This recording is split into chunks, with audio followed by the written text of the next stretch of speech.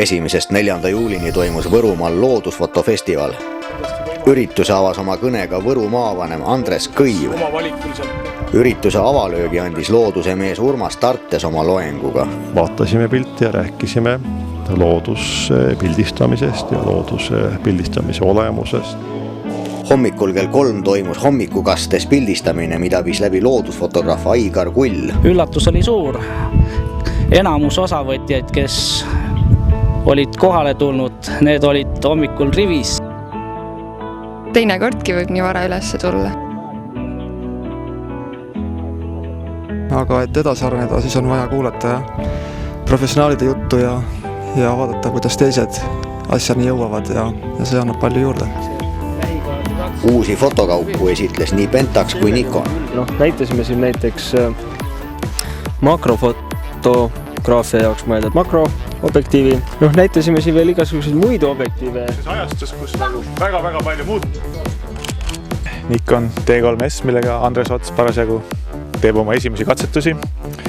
Siis objektiividest olid meil lainurk, kalasilm 16 mm, 200, 400 mm, 300 mm, 14, 24, 24, 70, laias valikus uusi tooteid. Erinevaid piltide trükkimise viise esitles kunstitrükikoda Artprint. Näitasin siin kõiki meie tooteid. Fotolõuend, fotoakrüül, selline paks fotoakrüül, mis käib laua peale, fotoalumiinium, fototapeet. Loengu pidas ka professionaalne loodusfotograaf Remo Savisaar ja koos temaga käidi ka loodusretkel. Rääkisime, kuidas pääseb linnul lähedale, millist rolli mängib taust, kuidas saab tausta muuta, valida, mis on kontravalgus. Remol oli just hästi huvitav see, et ta oli ka teema, ühesõnaga konkreetne ja siis ta ei olnud nagu raamatupõhine, tähendab õpetlus, vaid ta kommenteeris oma neid fotode saamislugusid ja andis näpunäiteid, et kuidas pildistada ja et miks pilt ei ole igav. Kui siia veel natukene mingit värvi saaks, siis hakkas looma. Fotograaf Andres Ots rääkis, kuidas looduses varjuda ja loomaga kontakti luua.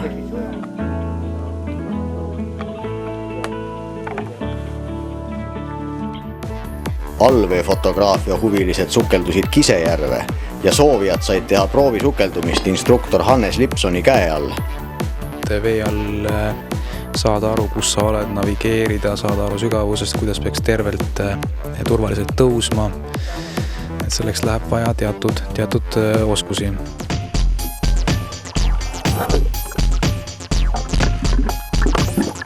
Järv osutus küll sukeldumiseks ebasobivaks oma madala põhja ja halva nähtavuse tõttu, kuid kogemuste võrra rikkamaks saadi sellegi poolest.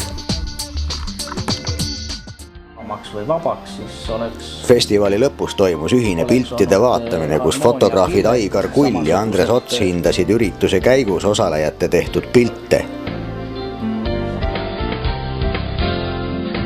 Ja minu jaoks kõige kasulikum info oli vast see, et kuidas Eestis tuntumad fotograafid jõuavad selle oma parima pildini.